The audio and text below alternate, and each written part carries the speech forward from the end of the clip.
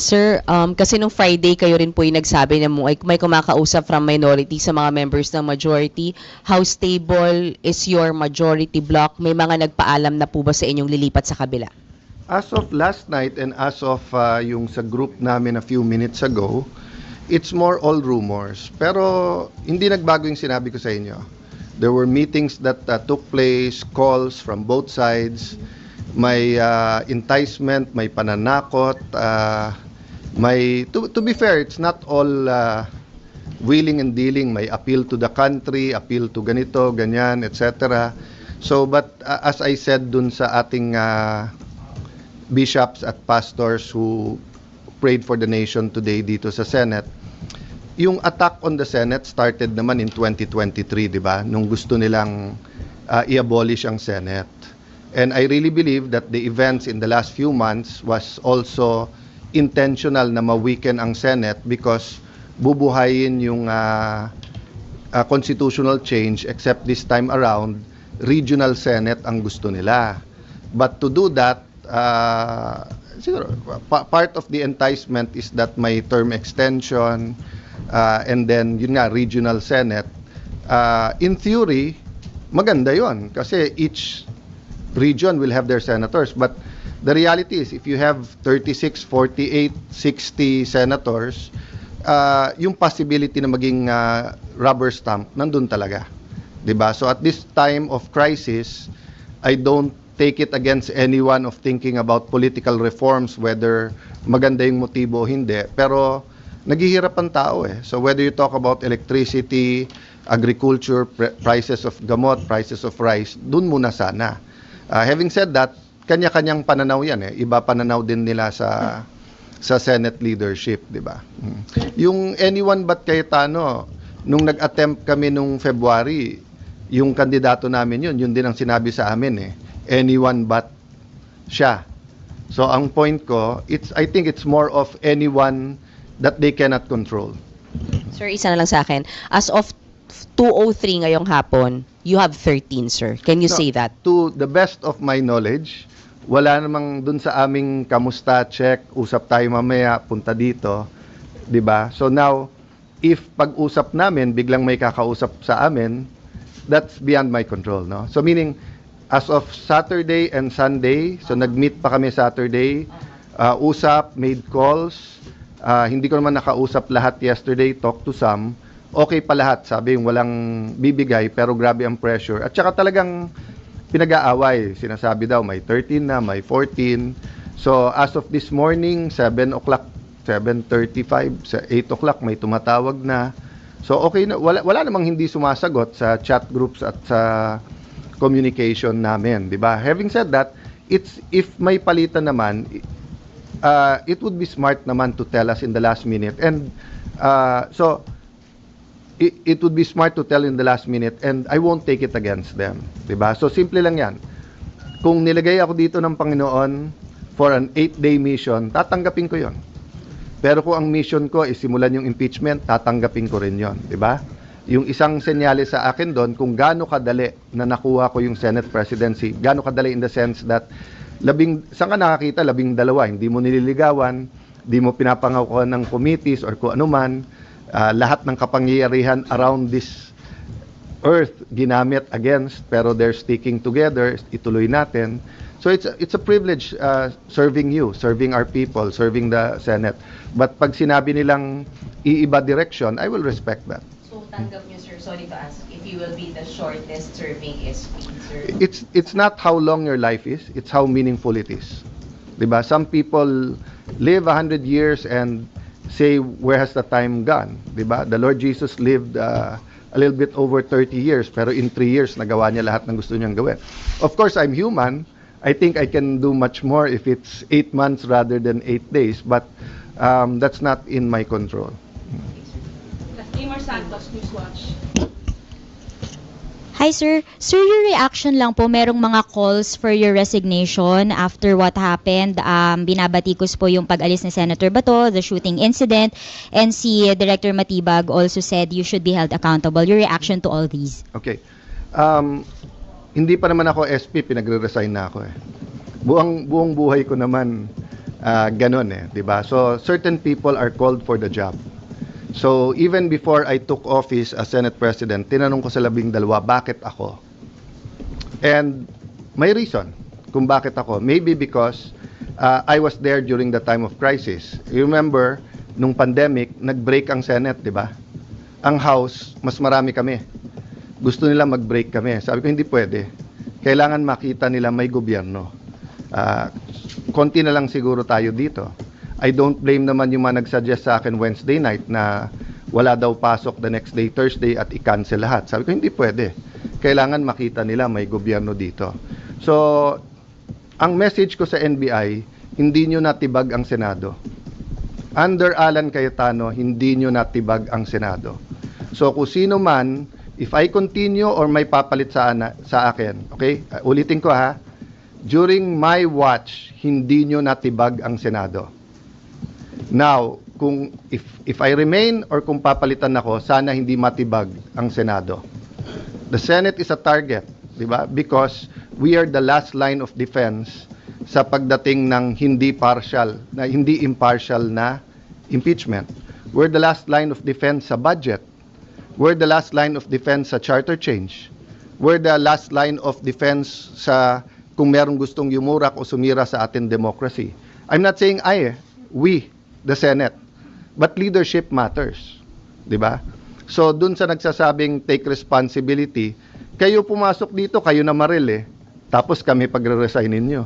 Dapat kayo mag-resign. Di ba? Pati yung mga ibang nagsasabing take responsibility for the shooting. I take responsibility for my reaction. Di ba? So, kung mamato ako dito, batuhin niyo ako pabalik, kayo magre-resign? Ako na mato eh. The one who takes, you take responsibility for your action. So I will take responsibility for my reaction, how I handled everything. But I cannot take responsibility for them shooting at us. Confirmed na, may gunpowder yung hinuli. Sa loob ng Senado hinuli yon ha. Until this time, may nagsasabi sa Pangulo na ang NBI daw na sa GSIS wala daw dito sa loob at hindi daw nagpaputok. So makikita mo there's a lying all over going around. If they can lie with that simple thing, 'di ba? So sabi ko nga sa grupo namin, guys, hindi pwedeng maging general rule yung ginawa ng NBI. Tinetesting nila yung Senado. Unfortunately, dati maraming nag-i-invoke dun sa spirit ni Salonga, Recto, Tanyada, yung Osmeña, Rojas, yung ating mga greats, di ba? In the past, pagka inattack ang Senate, nagka-come together lahat ng senador. Ngayon, algorithm at political bias na. That's what's sad about it. No? All the evidence is there. I mean, it's beyond our control na, like sa inyo, di ba? Pag dumating na sa editor, dumating na sa final, dumating sa live interviews, hindi nyo kontrolado lahat yon. Pero yung personal experience nyo at personal testimony nyo, meaning, pag tinanong kayo ng kapatid nyo, anak nyo, pag uwi nyo, ano ba talaga nangyari? Eyewitness din kayo eh.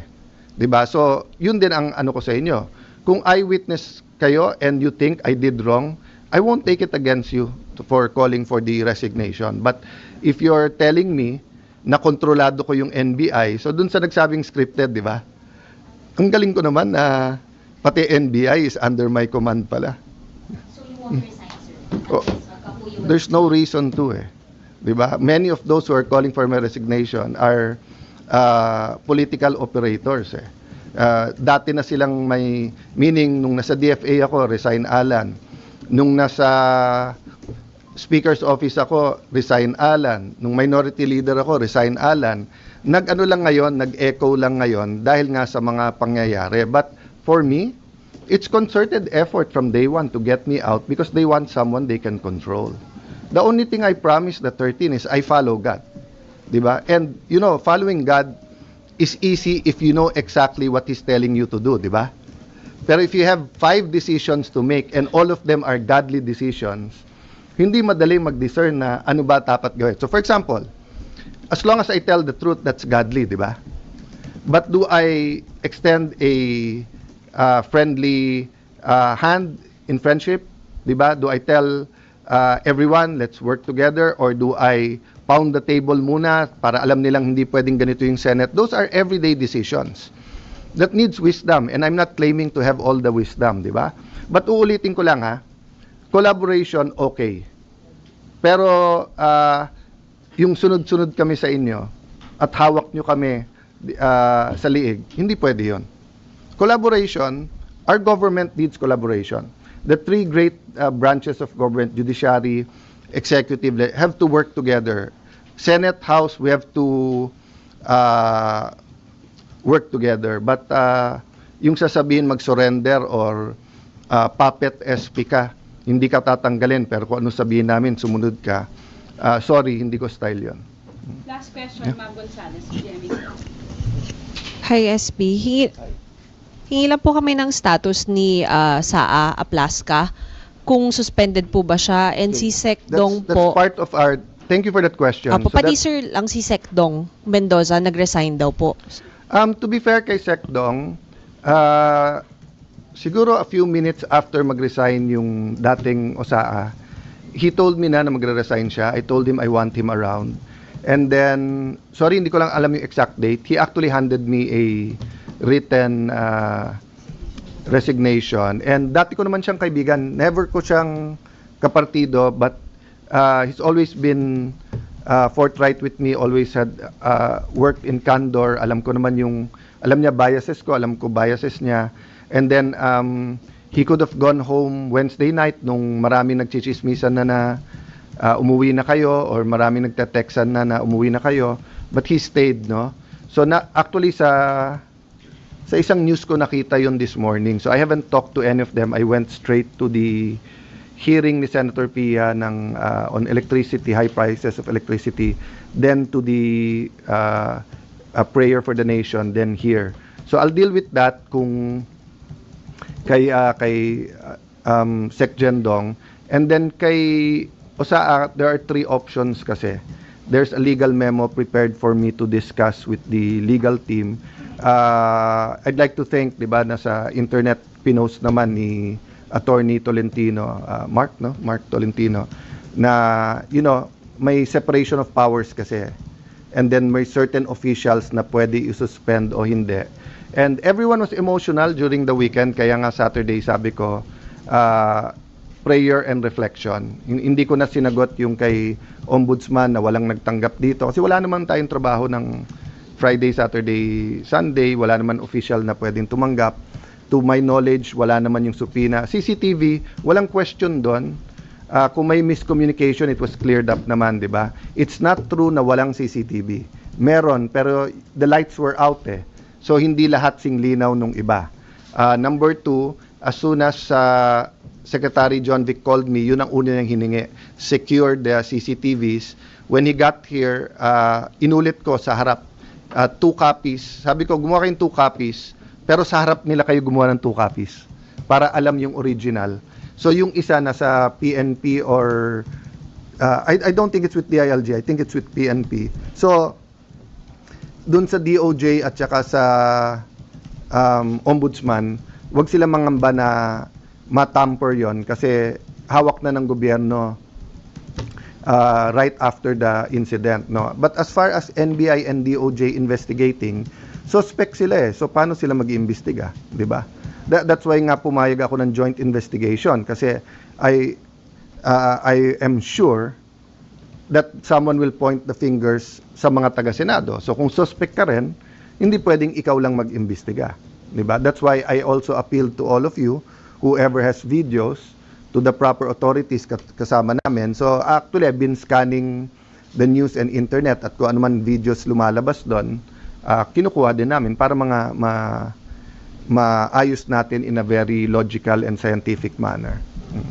Sorry, so clarification lang po. Si Saa Aplaska, pati po si Sec Dong. I'll update you maybe in an hour or two kung anong decision. And I promised also both the majority and the whole 24 senators na magiging consultative or consensus yung aming decision making, 'di ba? So I don't think yung whether or not yung suspend. Remember, he's acting So hindi naman siya regular sergeant at arms, meaning he should also have an option na kung ayaw na niya, 'di ba? But he's been there, he's been reporting, he's doing his job. I don't think he deserves this, but sabi niya, sir, sundalo ako, sanay ako diyan. Sir, to clarify, si General Aplasca pa rin po yung Senate Sergeant at Arms na Yeah, we haven't made a decision. nag-i-implement. We haven't made a decision kasi one option, 'di ba, is sundin yung ombudsman. The other nga is may legal opinion na it's the Senate that can suspend, hindi sila. And then one is to suspend pero to question sa CA. The other one is sila mag-question sa CA. So there's really 1,000 decisions that have to be made, but I just want to focus on convening as an impeachment court, organizing the Senate para wala nang magsabi-sabi na delay. Beside those two priorities, then pwede natin isa-isahin ko ano man ang mga kailangan nating gawin, no? Sir, sorry. Go ahead. Your priority is committee chairmanship. Organizing the Senate in general. So Okay. that right now that means the committee chairmanship. Yeah. Committee chairmanship and convening the impeachment court. Pero pag may tumayo to change leadership, hindi niyo po harangin. That's their right. But priorities are priorities, di ba? So kahit may tumayo Di po, ba sila naman nagsasabi before or kakampi nila kung hindi sila na di-delay namin yung impeachment. So, kung gusto nilang i-delay nila. I've been in the Senate long enough na kahit majority ka, kung gusto mo talagang i-delay, maraming pwedeng gawin eh. 'Di ba? Sabay-sabay lang kayo tumayo, madi-delay mo. But I'm expecting a very naman decent and honorable exchange mamaya. so 'Di ba? if there will be moves, sorry sir, isa na lang. Yes, if there ma'am. will be a move for a change of leadership, ipopush nyo na Priority mag-convene yun. muna. Hindi. If there's a move to change leadership, priority yun. Oo. Yun ang pinaka... So, if you look at the Constitution, getting the Senate organized is the priority. Kasi how can you even convene the court if you're not organized? How can you have hearings if you're not organized? After organization, ano yung mga constitutional mandates? Siyempre, mandate to make laws, pero everyday yon. But to convene, di ba, and given the national clamor or trauma, whatever side you're on, may mawawala ba na we convene and start the process, di ba?